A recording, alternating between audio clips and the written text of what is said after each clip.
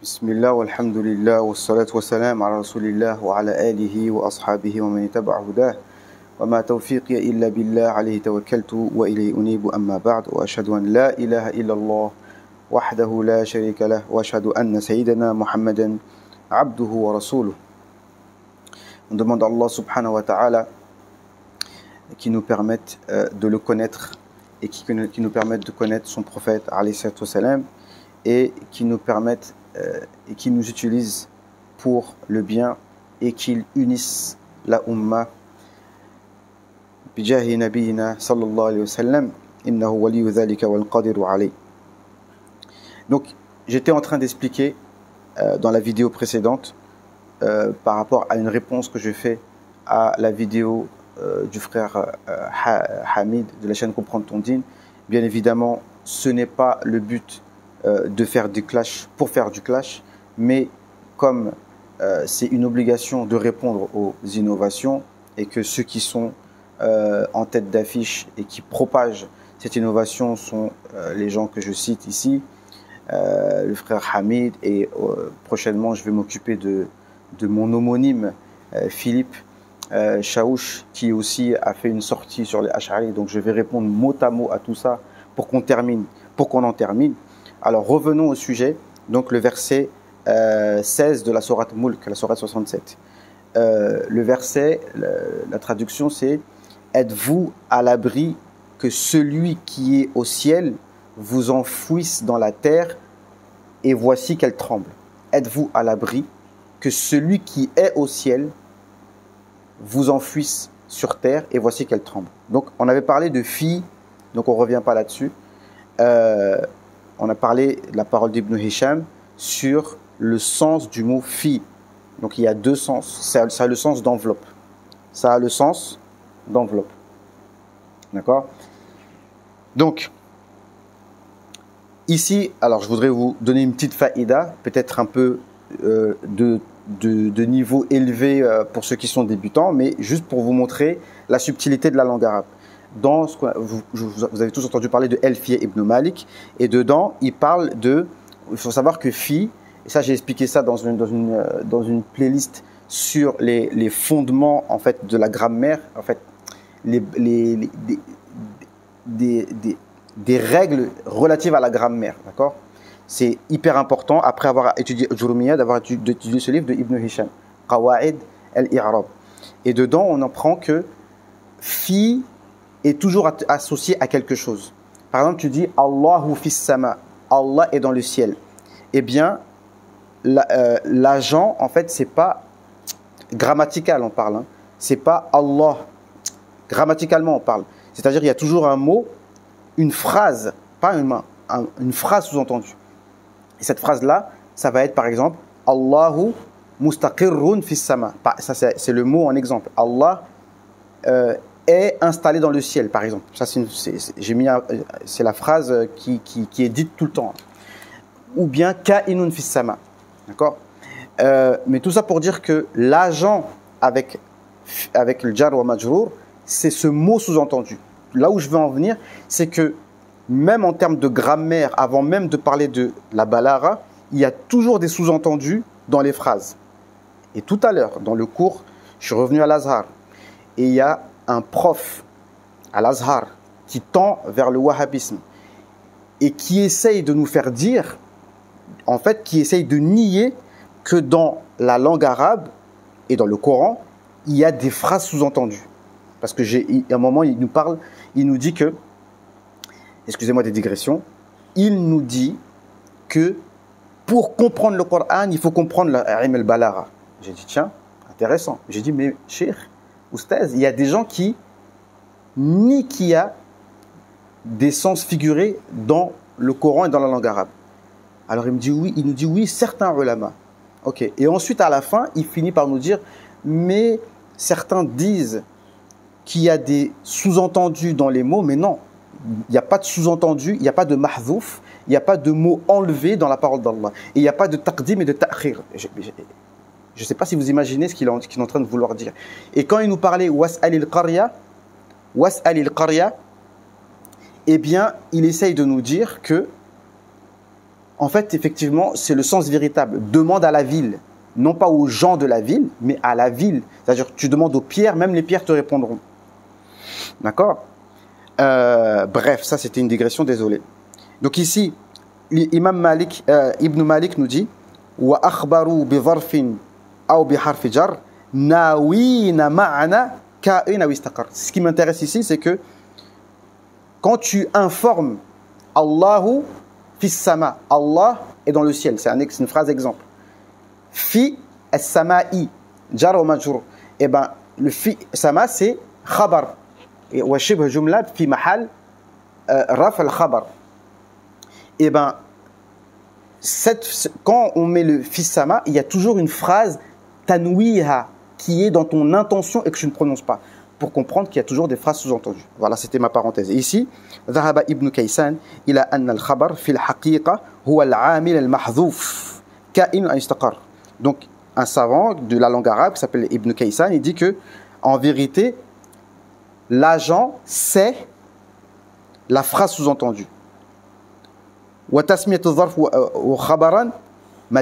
de dire que le fi sama, c'est ça le khabar, c'est un majaz. Et Ibn Malik est d'accord avec ça. Voilà, ça c'était la parenthèse. Ça c'est pour vous, c'est juste pour vous montrer que c'est la science qui te ramène à la vérité. Voyons le tafsir de l'imam Qurtubi. Il nous dit قوله تعالى أأمنتم من في السماء أن يخسف بكم الأرض فإذا هي تمور قال ابن عباس أأمنتم عذاب من في السماء إن عصيتموه.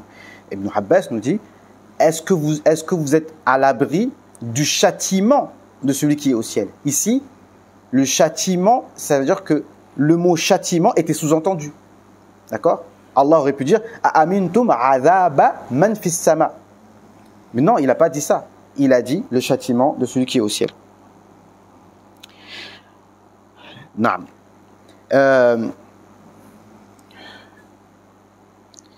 Qu'est-ce qu'il nous dit l'imam Qurtubi?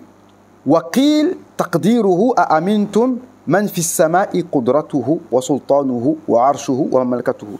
Il a été dit que le sens de ce verset, c'est êtes-vous à l'abri de celui dont la puissance, dont la puissance, dont le trône est dans le ciel, dont le royaume est dans le ciel, dont le châtiment est dans le ciel. C'est ça la phrase.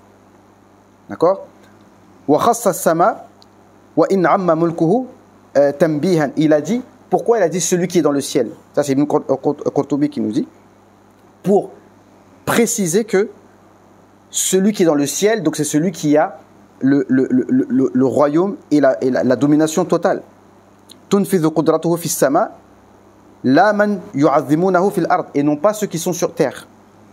Waqil huwa ishara ila al-malaika. Il a été dit que il s'agit des anges. Man fis sama, il s'agit des anges. Waqil ila Jibril wa huwa malak muwakkal bil azab. Et il a été dit qu'il s'agit de Sayyidina Jibril, parce que Sayyidina Jibril, c'est l'ange qui est chargé d'envoyer le châtiment.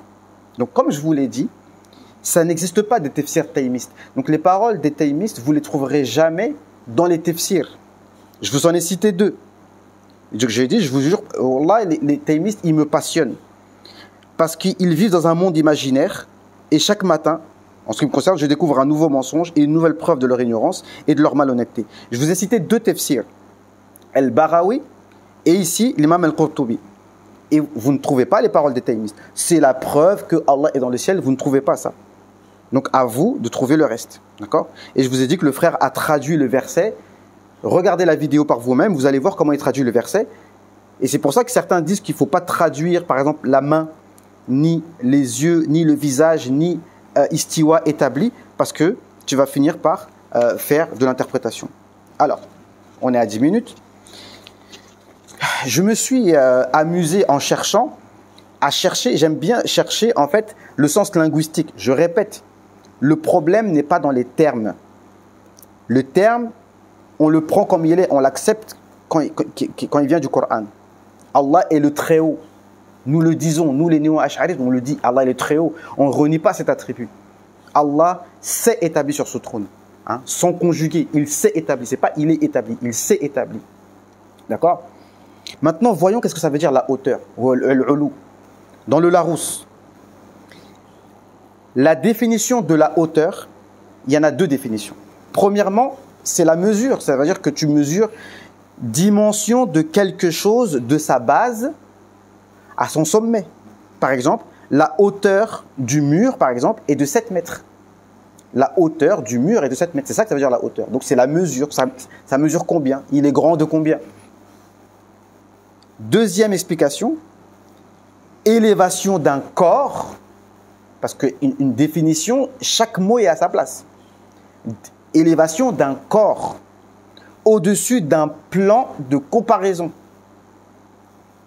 Vous avez bien entendu. Élévation d'un corps, premièrement un corps, par rapport à quoi? À un plan de comparaison. D'accord?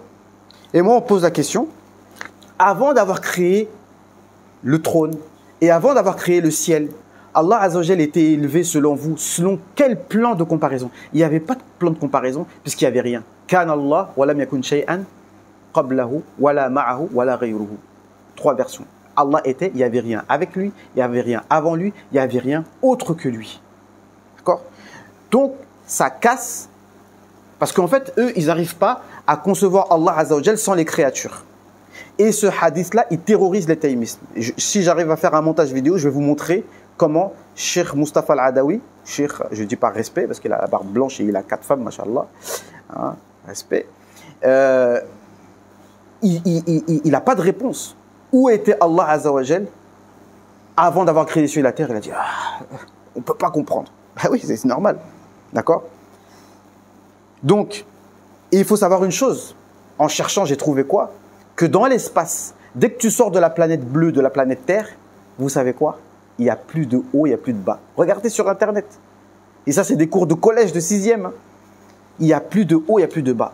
Et c'est pour ça, je vais finir avec l'imam Al-Razi. Son tafsir, hein, ça va être une belle clôture. Et après, on va parler du hadith de la servante. Et vous n'allez pas être déçus du voyage. On va parler du hadith de la descente. Vous n'allez pas être déçus du voyage. Et on va parler de son argument pour dire qu'Allah est dans le ciel. C'est que quand tu fais dua, tu regardes vers le ciel et tu fais dua vers le ciel. Ne vous inquiétez pas. Je vous ai préparé quelque chose de très intéressant. D'accord? Donc, sincèrement, je vous invite à regarder, ne serait-ce qu'en dehors des débats, d'accord? En dehors des débats avec les Wahhabis, yani, de connaître Allah Azza wa Jal et de savoir ce qu'il n'est pas en connaissant les créatures. Plus tu vas connaître les créatures, plus tu vas savoir laysa kamithlihi shay. Rien ne lui est semblable. Mais il faut savoir quelles sont les caractéristiques intrinsèques des choses pour savoir ce que Allah n'est pas, pour savoir qu'Allah est différent de cela. D'accord? Donc la science physique. Donc dans l'espace, déjà un point dans l'espace, tu ne peux pas le situer. Donc vous vous souvenez, ceux qui ont leur brevet des collèges, il y a tu prends un point et ce qui monte vers le haut, c'est l'ordonnée. Et après, il y a l'abscisse. Après, il y a quoi? Je me souviens plus. D'accord? Et toutes ces choses, donc la hauteur, le vertical, parce que quand on dit hauteur, ça veut dire vertical. Toutes ces choses, en fait, c'est de la science physique. Et donc, quand les salafs disaient qu'on n'explique pas ces versets, c'était pas pour rien. Mais tout ça, on va en parler encore. Hein. Là, je finis juste avec le tafsir de l'imam Razi et je vous laisse, Inch'Allah ta'ala. Ici, أأمنتم من في السماء قال تقرير هذه المعنى أأمنتم من في السماء واعلم أن هذه الآيات نذير قولي. Donc là, c'est l'imam Razi hein, dans son tafsir al-Kabir. Déjà, le tafsir, le Coran s'explique par le Coran. D'accord? L'imam Razi, c'est l'imam des mutakallimin, c'est l'épée contre les mujassima, c'est comme ça qu'il est défini, l'imam des mutakallimin. Mais il va nous donner des tafsirs avec le Coran. C'est-à-dire, ce verset-là, êtes-vous à l'abri que celui qui est dans le ciel ne vous enfouisse sur la terre et voilà qu'elle tremble. Il a dit, ce qui est équivalent à ce verset, c'est un verset dans la sourate 6, verset 65. Non, d'abord, oui. Qul huwa al-qadiru ala an yab'atha alaykum 'adhaban min fawqikum aw min tahti arjulikum. Dit Allah est capable, qadir. Regardez, quand on dit qadir, il est capable de vous envoyer un châtiment d'au-dessus de vous et d'en dessous de vous. Donc Allah, il a la capacité d'envoyer un châtiment qui vient du ciel et un châtiment qui vient de la terre. Mais écoutez, regardez. Azab man fis sama. En général, le châtiment vient du ciel, mais le châtiment peut venir de la terre aussi. D'accord? Et comme Qaroun, et la terre l'a enveloppé. Donc le châtiment, un tremblement de terre, c'est un tremblement qui vient d'où? C'est un tremblement qui vient de la terre, ok? Ensuite, le verset 81 donc, de Surat Qasas. Wa khasafna bihi wa bidarihi al-ard. Khasafna, le même mot. Nous avons enfoui dans la terre, lui et sa maison. Donc c'est Allah qui fait. C'est pas Allah, il est dans le ciel, il est installé dans le ciel, il envoie son châtiment. Non. Écoutez bien. Wa'lam. Direct, il attaque direct. أن المشبهة احتجوا على إثبات المكان لله تعالى بقوله أأمنتم من في السماء. Donc les anthropomorphistes ou bien les mushabbiha, ceux qui font ressembler Allah à sa créature, ont pris ce verset pour prouver que Allah est dans un endroit. والجواب عنه أن هذه الآيات لا يمكن إجراؤها على ظاهرها. Donc, mais la réponse c'est que c'est impossible de prendre ces versets au sens apparent, parce que même eux ne le font pas. Parce que quand ils traduisent celui qui est dans le ciel, ils disent celui qui est au-dessus du ciel. Même eux n'osent pas le prendre au sens apparent, sans s'en rendre compte en fait.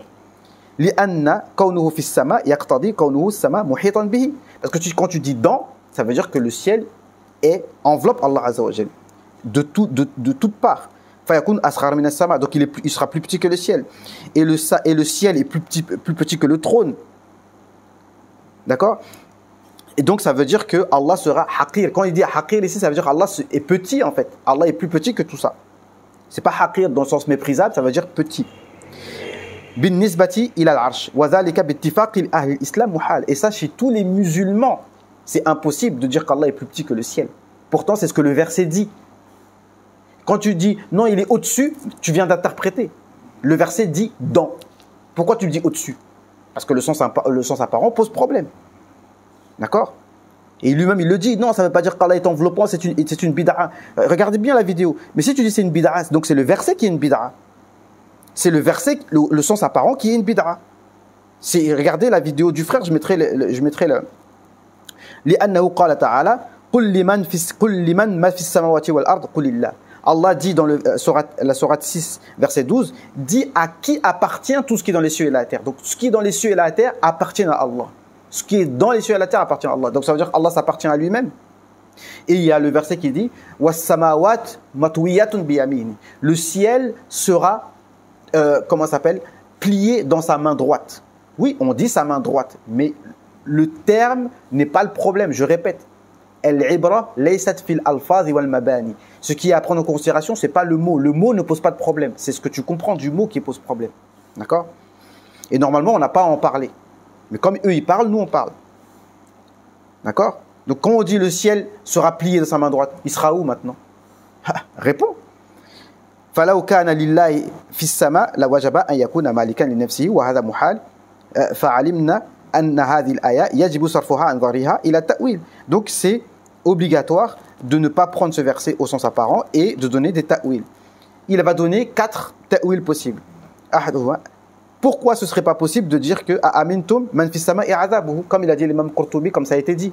D'accord? Pourquoi on ne dirait pas que celui, n'êtes-vous pas en sécurité, que celui